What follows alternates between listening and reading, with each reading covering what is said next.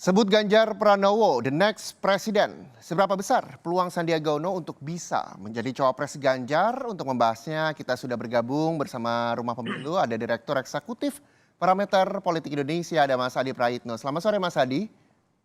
Selamat sore, Mas. Mas Adi, ini lagi ramai juga terkait dengan kalimat the next president. Jadi menurut Anda, apakah pertemuan tak sengaja Sandiaga Uno dan Sandiaga dan juga Ganjar Pranowo ini di Arab Saudi begitu setelah melakukan rangkaian ibadah haji, ada yang bilang ini settingan, ada yang bilang ini gimmick, ada yang bilang ini hanya kebetulan. Anda melihatnya seperti apa, Mas Adi?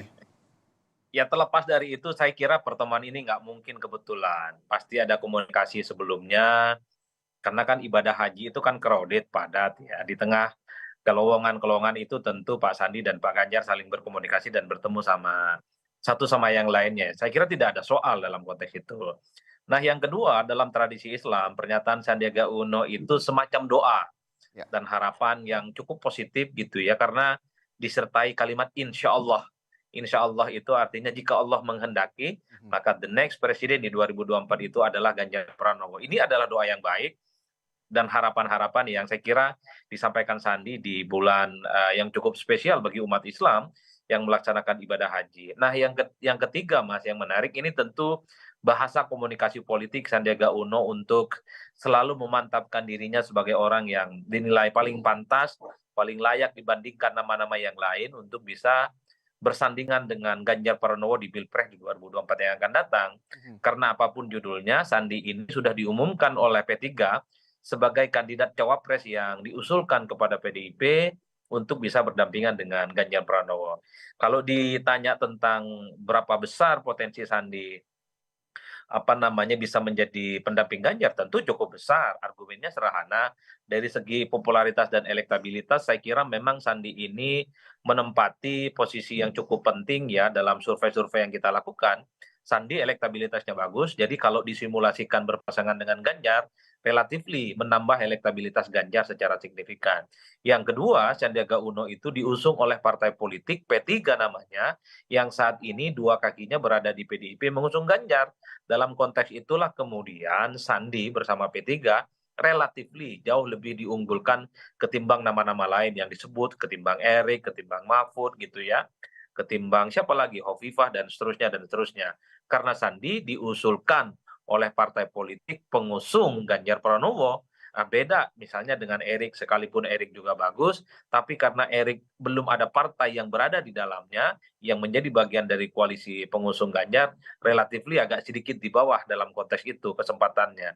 Artinya apa? Kalau dibandingkan dengan nama-nama lain dalam konteks itu, saya kira Sandi sedikit dan selangkah lebih maju dibandingkan dengan yang lain. Oke, kalau ada nama Ridwan Kamil? Nah, kalau ada Ridwan Kamil, pasti PDIP nunggu betul. Mhm. Kapan Golkar ini akan mendeklarasikan dukungan politiknya menjadi bagian dari koalisional PDIP mengusung Ganjar? Kan ini yang belum selesai ya.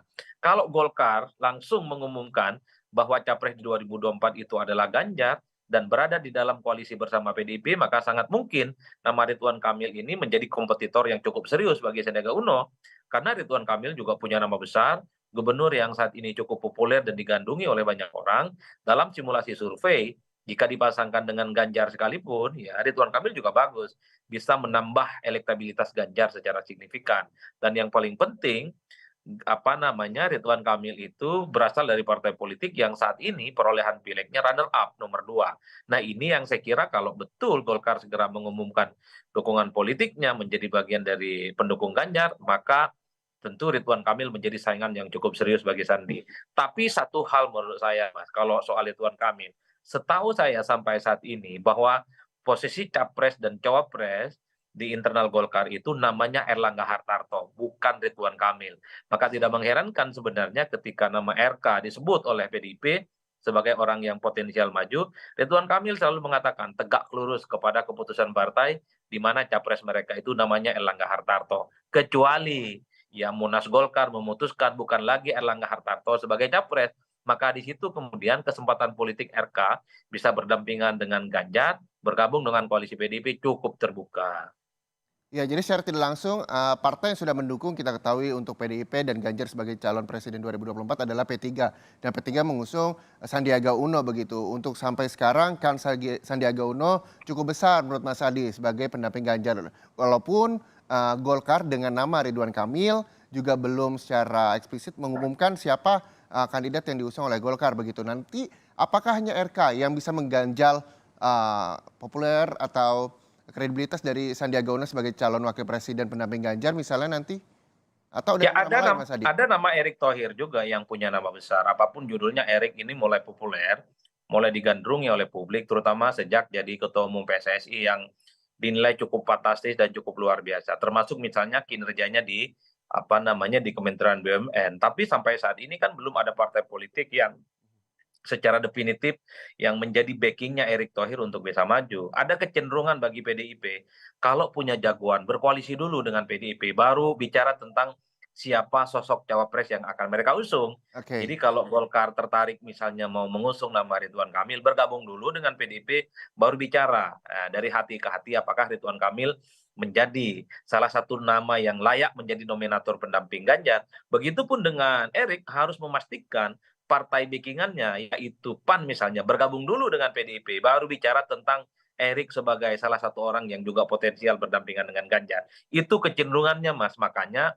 PDIP itu sangat welcome kepada siapapun partai politik mau bergabung baru setelah itu bicara tentang siapa jagoan mereka yang diusulkan untuk bisa bersandingan dengan Ganjar Pranowo. Jangan tidak bergabung dalam koalisi tapi mengusulkan nama itu sepertinya PDIP relatifly agak kurang menyambut dengan baik. Oke, jadi intinya step by step gabung dulu baru sodori nama, Iya, begitu Mas Adi ya? Nah, nah itu kecenderungan di PDIP. ya, ketika memang ini Sandiaga Uno yang memang kita tahu bahwa P3 sudah memberikan dukungannya kepada Ganjar Pranowo sebagai Capres 2024 dari PDIP, begitu. Apakah sampai sejauh ini hanya Sandiaga Uno yang memang menjadi kans untuk menjadi calon wakil presiden mendampingi Ganjar Pranowo? Seberapa besar peluangnya ketika memang sejumlah partai dengan nama besar calon wakil-wakilnya belum bergabung bersama PDIP? Ya saya kira memang PDIP itu sedang bikin list banyak nama-nama yang sangat mungkin akan disaring untuk secara ideal ya bisa berdampingan dengan Ganjar Pranowo. Saya termasuk orang yang meyakini Sandi itu termasuk nama-nama yang diprioritaskan untuk bisa berdampingan dengan Ganjar ya. Sandi berasal dari P3, ini mewakili kelompok politik Islam, punya elektabilitas gitu ya. Saya juga membayangkan di situ ada Ridwan Kamil gitu yang punya nama besar, ada Erick Thohir dan mungkin juga ada TGB Tuan Guru Bajang yang memang diusung oleh Perindo, di mana Perindo juga cukup total memberikan dukungan politiknya terhadap PDIP gitu ya dan Ganjar Pranowo. Jadi ini semuanya semacam beauty contest Mas ya. Hmm. Akan melihat kira-kira di antara sekian begitu banyak nama, siapakah sosok yang paling ideal bagi PDIP untuk memenangkan Ganjar Pranowo. Target PDIP kan hat-trick, bukan hanya menang pileg tapi juga menang pilpres. Ya. Oleh karena itu, calon pendampingnya sedang dihitung betul, sedang diiris betul. Satu, memastikan Ganjar itu menang. Yang kedua, memiliki irisan dan nafas ideologi politik yang sama. Karena bagi PDIP tentu mereka tidak mau cawapresnya itu memiliki mazhab dan pandangan politik yang beda kan. Yang ketiga mereka itu adalah yang bisa dipastikan melanjutkan segala hal yang sudah dilakukan oleh Jokowi selama 10 tahun ya. Ya, saya kira tiga variabel itu yang sedang dihitung, maka muncul nama Sandi, Ridwan Kamil, ada Mahfud MD, dan Sandiaga Uno. Di antara nama-nama ini, saya membaca sepertinya PDIP juga sedang menghitung betul kira-kira siapa sosok cawapres potensial dari Nahdlatul Ulama. Maka di situ muncul ada nama Mahfud MD, ada Yeni Wahid, ada kemudian nama seperti Profesor Dr. Nasaruddin Umar, Imam Besar Istiqlal gitu ya. Ini yang saya kira bahwa PDIP sedang berhitung betul di antara sekian banyak nama-nama ini yang memiliki kriteria yang paling lengkap untuk bisa mendampingi Ganjar, itulah yang pada akhirnya akan dipilih. Kalau saat ini sangat welcome, AHY juga welcome gitu ya. Oke. Bahkan Ahmad Heriawan juga disebut dari PKS sebagai sosok potensial. Artinya, sepertinya PDIP sedang mengonsolidasi begitu banyak nama yang pada akhirnya akan hanya dipilih ya tentu untuk bisa mendampingi Ganjar untuk menang. Tapi di antara sekian begitu banyak nama, Sandi tentu sepertinya masuk prioritas Mas. Karena Sandi bagus gitu ya, popularitasnya bagus, elektabilitasnya bagus dan diusung oleh P3 yang saat ini sejak awal sudah mendukung Ganjar. Nah, kan yang lain belum di situ posisinya. Yang lain masih di luar, namanya disebut. Jadi tingkat probability-nya relatively agak jauh ya di bawah Sandiaga Uno. Itu bacaan awam saya dari jauh. Oke, kita tunggu saja berarti siapakah nantinya yang diumumkan oleh PDIP calon pendamping wakil presiden dari Ganjar Pranowo untuk Pilpres 2024. Terima kasih sekali lagi Direktur Eksekutif Parameter Politik Indonesia, Mas Adi Praetno atas waktunya bersama Rumah Pemilu.